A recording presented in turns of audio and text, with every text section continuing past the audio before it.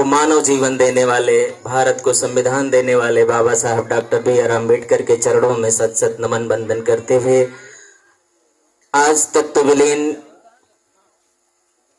प्रदीप कुमार जी के इस शोक सभा में मैं अपने दिल की गहराइयों से आपको अपनी श्रद्धा सुमन अर्पित करता हूं और प्रकृति से विनती करता हूं कि इस शोक संतप्त परिवार को इस दुख की घड़ी से उभरने का साहस दे।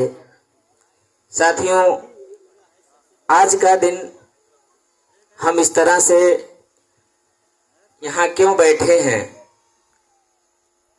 ये तमाम आप लोग तार्किक रूप से चर्चा के माध्यम से जानने समझने का काम कर रहे हैं। थोड़ा सा संख्या कम हो गई, जैसे अभी जहां से बात छूटी कि बकैती हो रही है, तो शायद कुछ लोगों को बात समझ में नहीं आई। हमको बकैती करने का अवसर मिलना चाहिए, मुद्दा मिलना चाहिए बात करने के लिए। तो मुद्दे तो हैं, बहुत हैं हमारे आपके बीच में, लेकिन हमें जब कुछ समझ में नहीं आता है तो हम बात क्या करेंगे। ये आज का जलदान संस्कार क्यों रखा गया, इस तरह का कार्यक्रम क्यों आयोजित हुआ, ये जानने समझने का काम हमको सबसे पहले करना चाहिए। इसके पहले जो हमारे बड़े बुजुर्गों ने कार्य किया, उससे अलग हटके आज का हम ये कार्यक्रम क्यों कर रहे हैं, इसको तार्किक रूप से समझने का काम हमें करना चाहिए। हमारे बड़े बुजुर्गों ने, हमारे पूर्वजों ने, जब कोई व्यक्ति हमारे घर का इस दुनिया को छोड़ के चला जाता है तो उसके बाद कई तरह के कार्यक्रम आयोजित होते रहे।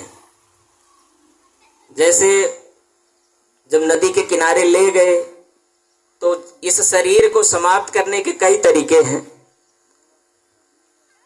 और वो प्रचलित भी हैं। सबसे ज्यादा प्रचलित है लकड़ी के साथ जला देना, जो ज्यादातर लोग करते हैं। दूसरा है जमीन में दफन कर देना, गाड़ देना। तीसरा चीज है कि नदी में प्रवाह दिया जाता है, कोई चीज बना के जिसपे शरीर रख के तेको पानी में डाल दिया जाता है तो शरीर वो आगे बहती हुई। फिर तीन चीजों से होता क्या है, इसमें सबसे अच्छी चीज क्या है, इन तीन चीजों में सबसे अच्छा क्या लग रहा है आप लोगों को। जैसे मैं अपनी बात से शुरू करता हूं। मेरे पिताजी कल 29 दिसंबर है, 29 दिसंबर 2019 को इस दुनिया को छोड़कर गए। इतनी ज्यादा ठंड थी उस दिन। ऐसे हम पढ़े लिखे हैं, थोड़ा सा प्राइमरी के मास्टर भी हैं, तो जिस दिन पिताजी को लेके गए नदी के किनारे तो ठंड बहुत तेज पड़ रही थी। ठंड जो है बहुत तेज पड़ रही थी, तो स्थिति ये थी कि कपड़े निकालने की स्थिति नहीं थी। तो जब आग लगाना हुआ, फिलहाल उस समय जानकारी नहीं थी, वो ठीक बात नहीं है, आग लगाना जो है ठीक बात नहीं है, लेकिन स्थिति ये थी कि जूते तक नहीं मैं निकाल पाया। अपने पिताजी को आग लगाते समय जूते तक नहीं निकाल पाया, तो वो ठंड की वजह नहीं थी। मेरा तार्किक विचार ये था कि जिस शरीर को मैं नदी के किनारे ले गया हूं, क्या वो मेरे पिता हैं? अगर मेरे पिता हैं तो कोई बता दे कि अपने पिता के शरीर में कोई आग लगा सकता है? लगाएगा?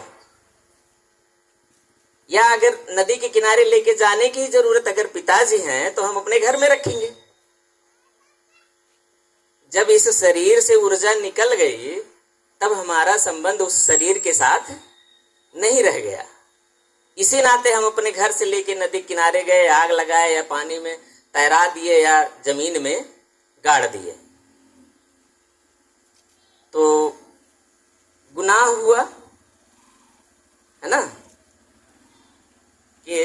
जूता तक नहीं निकाले, बिल्कुल नहीं गुनाह हुआ। अगर कोई व्यक्ति आग लगा सकता है अपने पिता को, तो जूता ना निकालना गुनाह कैसे हो सकता है? सबसे बड़ा गुनाह तो यह है कि आग लगा दिए, अपने पिता को, माता को हमने आग लगा दिया। तो ये तार्किक बातें हैं। सही चीज ये है कि जो है जमीन में दफन करना ज्यादा उचित है।